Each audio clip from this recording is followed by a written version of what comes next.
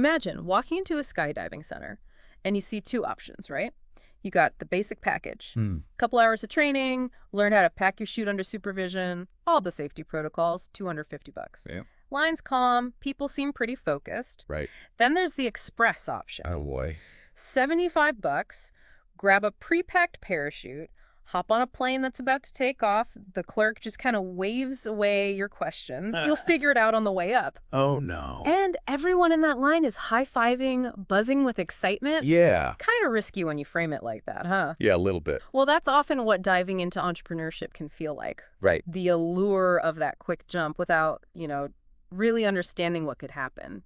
Could have a hard landing. Yeah, definitely. That's a great analogy. Really sets the stage for what we're diving into today.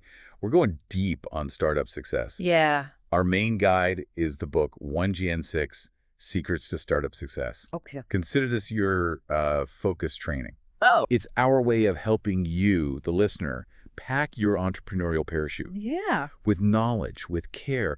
Our goal to help you not just start a business, but build something that lasts. Right. Something that brings satisfaction, whether it's a huge venture or a thriving solo practice. Absolutely. And what I really appreciate about this book is it's not just theory. It's based on the author's experience, years studying what makes companies succeed, working directly with startups. He even took stakes in some of them. He put his money where his mouth is. Exactly. And we hear from founders firsthand. People like Lynn Eve of the Ivy, J.C. Faulkner from Decision One Mortgage and Home Free Mortgage. Wow. Mark Williams from Modality and TraffView. Mark Kahn also from TraffView. Right.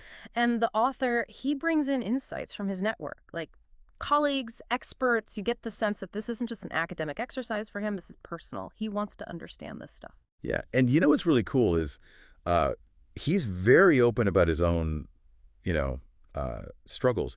He admits that writing the book, he was like confronting his own past missteps. Oh, wow. Recognizing he could still make those mistakes. Yeah. And that self-awareness, that honesty.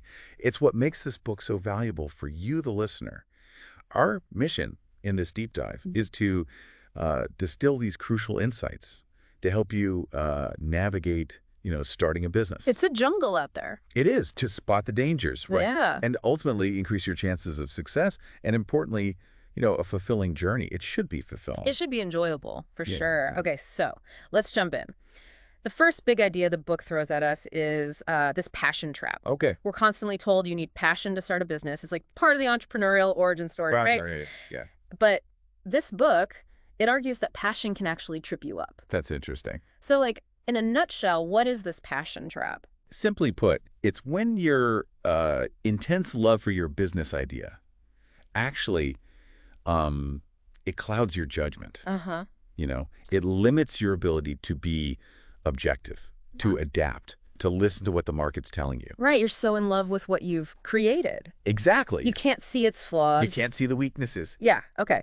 So the book lays out 6 ways that this can have a negative impact. Let's break those down. First one is founder misalignment. Okay. What's that look like, in the real world? It's when a founder's passion makes them focus too much on, the parts of the business they enjoy. Right. At the expense of other things that are important. Gotcha. Like, they love product development. Okay. So they're all over that. But then they neglect sales, marketing, the money part, the crucial stuff. Yeah. Or they feel like they have to control everything, do it all themselves, wear all the hats, and then boom, overwhelmed. Yeah. So passion's a great motivator, but it doesn't always align with, what it takes to run a business. Yeah, it's like, do what you love, but you got to do a lot of stuff you don't love to make it work. Exactly. Second negative impact, missing the market. We've all heard those stories of amazing inventions that just never took off. Oh, yeah. Is that the passion trap in action? Totally. It's that build it and they will come mentality. Right. The founder, they're convinced their idea is brilliant. Yeah. So they ignore the need to check if there's even a demand for it. Right. They might have a great solution, but is there a problem? Are people willing to pay to solve it?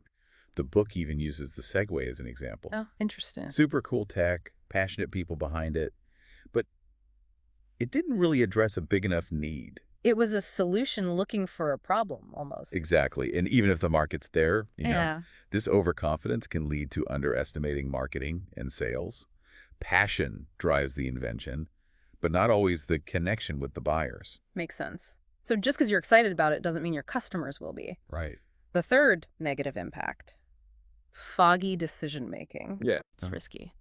How does passion cloud our judgment? Passion can fuel these cognitive biases. Yeah. Like confirmation bias, right? Yeah. You only read news that agrees with your views. Mm-hmm. You seek out information that confirms what you already believe. You ignore anything that says you're wrong. Yeah. The book talks about Lynn Ivey with the Ivy, the high-end adult daycare. Mm-hmm. People raised concerns, but she dismissed them because she was so focused on the positive feedback. Oh. You know, our brains, they process information that confirms our beliefs more easily than stuff that challenges us. Right. Passion also contributes to the illusion of control. Oh, interesting. You think you have more influence over things than you really do. You think you can control everything. Exactly. So basically, your belief in your idea can make you blind to problems or even resistant to advice. Totally, yeah. Fourth negative impact is eroding relationships. Yeah. Startups are intense. You got to collaborate. So relationships are everything. Right. How does passion mess that up? And passion's all-consuming. You know, the founder can get so focused on their vision, they forget about their team, their investors, even their family. Oh, wow. They don't listen to concerns. They're hard to work with. They put crazy demands on everyone. Yeah. This breeds resentment, distrust. It damages the relationships that are essential for survival. It's that balance between being driven and being a bulldozer. Yes, exactly. Fifth one is wasted resources. Correct. Startups often operate on a shoestring budget, right? Yeah. How can passion lead to, like, financial missteps? Passionate founders, sometimes they fall in love with, like, pet projects, certain features, and they spend too much time and money on them without checking if the market actually cares. Right. Perfecting something nobody wants. Yeah. The book talks about J.C. Faulkner and Home Free Mortgage.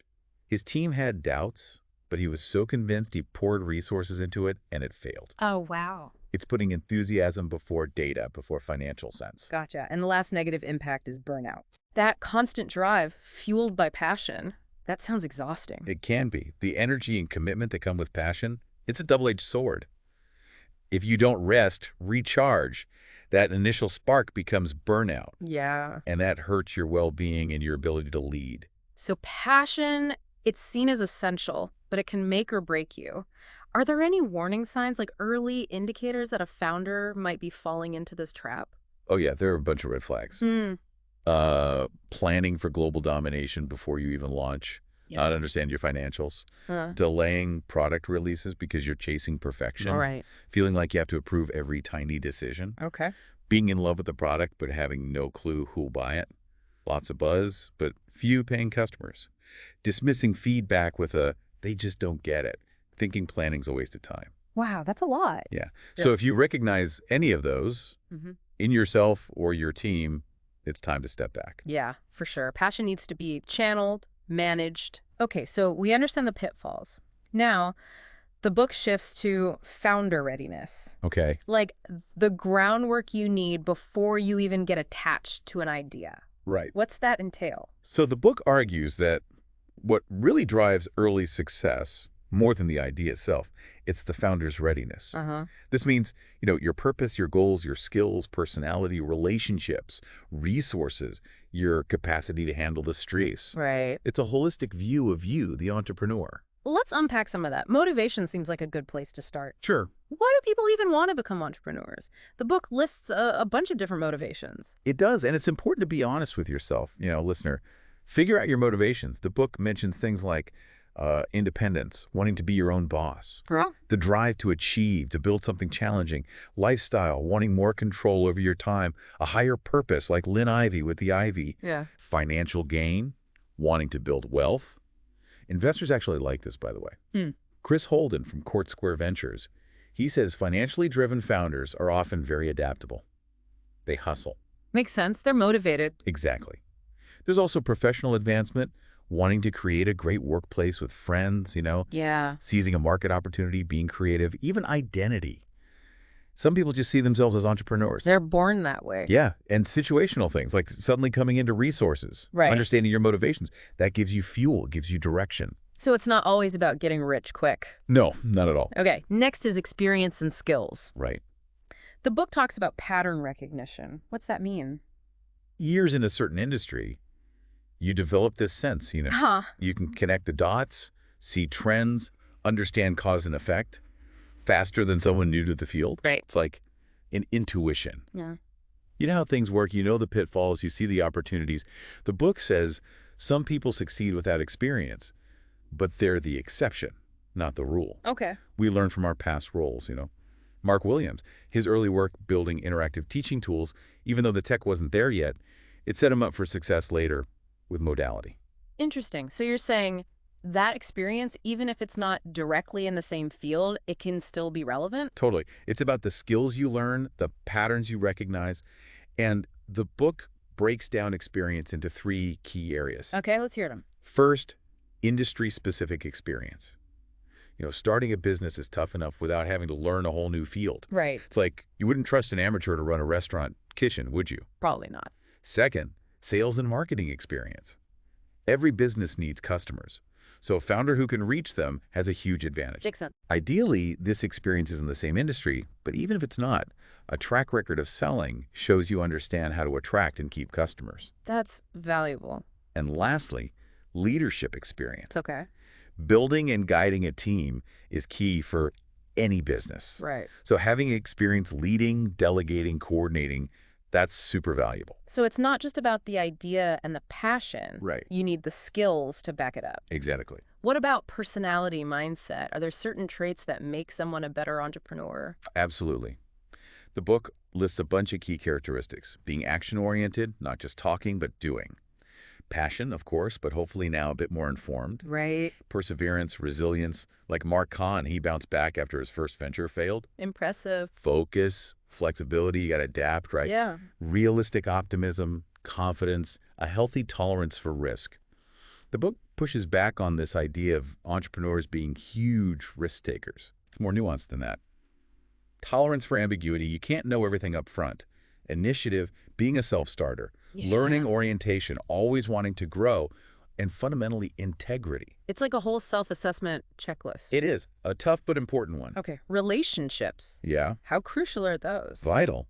The book talks about identifying those key relationships, the ones that can make or break you. Who are we talking about? Your financial backers, your spouse, key team members, early clients, those are your leverage points. Right. They can help you succeed, but if they're not on board, that's a huge risk.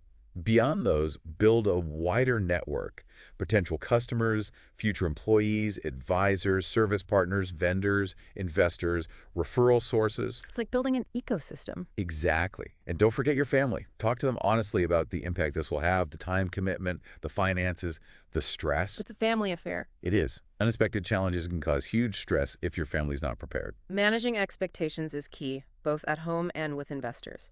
Okay, what about resources? Beyond just money, what else matters? The book highlights 2 key resources: time and commitment, and finances. Okay. Honestly assess how much time you can realistically dedicate. Right. And of course, having enough money, whether from savings or funding, is crucial to launch and to survive until you're making consistent revenue. It's the runway, right. Exactly. Now, this is fascinating. Physical and emotional capacity. Yeah. Running a startup, it's a marathon. The book talks about the corporate athlete. Yes, it uses that idea from Jim Loehr and Tony Schwartz that to perform well consistently, you need to manage your energy. Physical, mental, emotional, and spiritual. It's not just about working long hours. No, it's about building your capacity in all these areas. So how do you actually do that? Self-care is huge. Sleep, exercise, nutrition, balancing work with recovery, taking breaks, managing your focus, minimizing distractions. The book even mentions J.C. Faulkner. He personalized his office with pictures of his employees' loved ones. Yeah, to foster connection, remind everyone of their why. That's cool. Neglecting your well-being, Yeah. that leads to burnout. Yeah. And then you're not effective as a leader. Founder readiness, it's not a one-time thing, is it? No, it's an ongoing process. It's always growing, improving. Exactly. No founder has everything perfect from day one. Right. It's about self-evaluation, Right. honesty, adapting to the needs of your venture. Okay, so we looked inward at the founder. Yeah. Now the book shifts focus to the market. Okay. It uses this great quote from Peter Drucker. The greatest danger for a new venture is to know better than the customer what the product or service should be. Powerful. Really makes you think. What's the main takeaway here about understanding the market? Don't fall in love with your idea. Fall in love with understanding your customer. I like that. Direct your passion towards solving a real problem, a need that people have. The segue, it's a perfect example of what happens when you don't validate market demand. Right. Amazing tech, passionate people, but it didn't solve a big enough problem. It didn't meet a real need. Exactly. Okay, the book outlines 3 market imperatives. Okay. Core strategies for staying market-focused. What are they? First, know your market. Seems obvious, but go deeper. It is, but it's more than just surface level. You have to understand your target customer deeply. Yeah. Their needs, their pain points, their motivations. Yeah. You need to assess the market opportunity, the size, the growth potential, the trends. Right. And you need to know your competition. Who else is out there? What are they offering? What are their strengths and weaknesses? Makes sense. The book emphasizes inbound marketing. Listen to the marketplace. Oh, interesting. Talk to potential customers, network with colleagues, even analyze what your competitors are doing. Don't just shout about your product. Listen. Exactly. Second imperative, target and engage ideal customers. Right. Not all customers are equal. No way. Focus your efforts on attracting the best fit customers, the ones who truly value what you offer and can actually afford it. That makes sense. The book also mentions marquee customers. Oh, what are those? High-profile early adopters. Their involvement gives you credibility. It attracts others. Like a seal of approval. Exactly. And the third imperative, execute on the market opportunity. Yes. Turning all that knowledge into a successful business. That's it. The book quotes Jan Carlson, the guy who turned around SAS, the airline. Okay. His focus was on the customer experience. Make every interaction positive. Makes sense. So, your business, from the customer's view, is the sum of all their experiences with it. This means marketing and sales are critical. You can't skimp on that. No shortcuts. The book also highlights partnerships, strategic alliances that can give you stability, new customers, connections, promotion. Like a symbiotic relationship. Exactly. Think Microsoft and IBM early on, or modality with Apple. Find the right opportunities and say no to distractions. Focus on what matters. Right. So if a startup's struggling with sales, it means something's off with these market imperatives. Yeah, often. The book has a framework for figuring out why sales are low. What's that? Structured problem solving, like the 5 whys technique that Eric Ries talks about. Okay. Dig down, find the root cause. Is it an internal process issue that you can fix? Like a product error or a communication breakdown. Exactly. Or is it a market weakness? Maybe there's just not enough demand for what you're offering. That's a tough realization. It is, but it's crucial to recognize early on so you can pivot, Change direction. Exactly. And understanding your competition, it's not just about looking at direct competitors. Right, it's broader than that. You need to see all the alternatives that customers might choose, even if they don't seem like competitors at first. Give me an example. Lynn Ivey, she underestimated the power of the home care industry. Families were already using that. They didn't want to change. Inertia, they were comfortable with the status quo. Exactly. And the Segway, it had some niche uses, but overall it wasn't the best solution for any big group of people. Compared to what was already out there. Yeah. Okay, we've talked about the founder and the market. Yeah. Now, startup agility. Okay. The book says every new venture is a learning experiment. It is, in a way. So what does it mean to be agile? It means being able to execute with flexibility, adapt to new information, to change.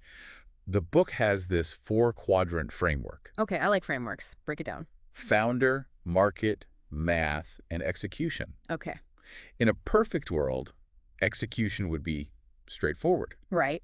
But in startups, all these things are in flux. They interact, they influence each other. It's dynamic. It is. And to be agile, the book talks about committing without attaching. Yeah, that's a key concept. How do you do that? It's about being committed to your vision, but also open to changing course if the data tells you to. You're all in, but not married to the plan. Exactly. Like athletes, they have a game plan, but they adjust based on what's happening on the field. Right. It's the same with startups. The book mentions creativity as an iterative process, citing Sean Cassidy. Oh yeah, his work is great. Yeah. He talks about how great ideas, they rarely just appear fully formed.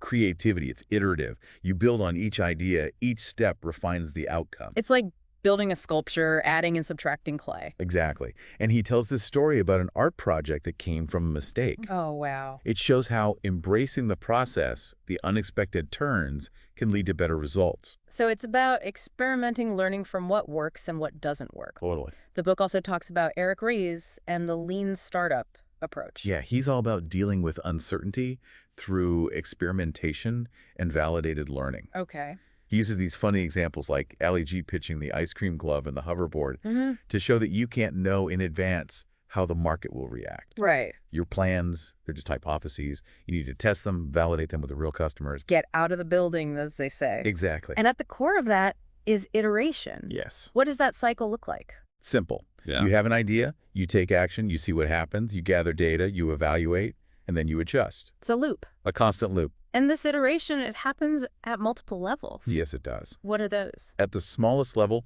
you have features. You're tweaking things, adding functionality, improving the design. Eric Ries talks about shipping code at IMVU, releasing updates constantly to get feedback. Okay. Then you have products. You're creating entirely new offerings. Like Modality, they shifted to iPhone apps after starting with iPods. A bigger change. Right. And this leads to the idea of the minimum viable product, the MVP. Oh, yeah, I've heard of that. Release a basic version early, get feedback, learn as much as you can with minimal effort and resources. It's the opposite of Lynn Ivey building that huge facility before getting feedback. Exactly. Test your hypotheses early and cheaply. Okay. You also have process iteration, improving your operations, and business model iteration, changing how you create and deliver value. Like Modality had to rethink their model because of the App Store. Right, things change. And finally, there's core identity iteration. That's when a company fundamentally changes its purpose.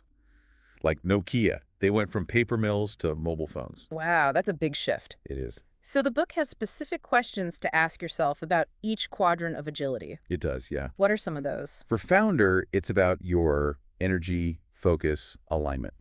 For market, it's about understanding your customer, the changes happening, the competition, what drives sales, how you're different. For math, it's about cash flow, resources, financial planning. Okay. And for execution, it's about alignment among your team, your stakeholders. It's like a checkup, a self-assessment. Exactly. But with all this iteration, this potential for change, how do you know when to stick with the plan and when to change course? That's tough. The book has some principles to help you decide. Okay, I'm all ears. First, iteration doesn't always mean a big change. Sometimes the data says you're on the right track. Keep going. Yeah. When you're considering a change, explore multiple options. Don't just jump at the first solution. Have a backup plan. Or two. Exactly. Distinguish facts from opinions. Be objective. Yes. Design experiments, pilot programs, test things on a small scale, and preserve future flexibility. Don't make decisions that limit your options later. Keep your options open. Exactly. Okay, next up, integrity of communication. Sounds important. What's that about? It's about honest, realistic, candid communication within your team and with everyone involved in your business. Stakeholders. Yes. Create an environment where people can speak freely, challenge assumptions, debate constructively. So no sugarcoating. No. It's a reality check against over-optimism. Burst that feel-good bubble. Exactly. The book talks about the consequences of bad communication. Yeah, when people avoid tough conversations or don't challenge each other's assumptions, you get blind spots, make bad decisions. It even references think again to emphasize this point. Interesting. So how do you create this culture of honesty? Several strategies. Targeted involvement, make sure the right people in the room, people with different perspectives. Okay. Emphasize inquiry over advocacy. What's that mean? Ask questions. Seek to understand. Don't just push your own agenda. Separate invention from evaluation. Okay. Don't judge new ideas too early. And have cage rattlers on your team. Cage rattlers. Those brutally honest critics who aren't afraid to point out flaws. I love that term. They keep you grounded. They do. The book also talks about raising the quality of conversations. How do you do that? Frame it as essential, a strategic advantage. Right. You know, bad teamwork. From poor communication, it makes the whole less than the sum of its parts. Right. But good teamwork, fueled by open communication, that creates real value. It's like synergy. Exactly. And there are 4 key personal attributes that help burst the bubble and foster honesty. Yes, there are. First one is curiosity. Curiosity. It's about being hungry for knowledge, being open to different opinions, even when they challenge you. That's tough. It is.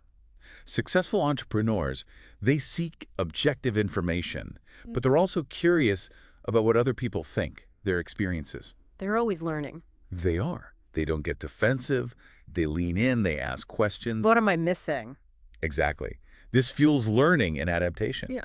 The book contrasts this with founders who only want information that confirms their beliefs. They're stuck in their own echo chamber. Yeah. Second attribute, humility. Okay. That's a tough one for some entrepreneurs, right? It can be. Humility is about recognizing your limitations, learning from your mistakes. Accepting that you don't know everything. Right. The book talks about J.C. Faulkner and Home Free Mortgage. He learned from that failure. You got to be able to admit when you're wrong. Absolutely. And the third attribute is candor. Candor is about being honest and direct, even when it's tough. Speaking your truth. Yes.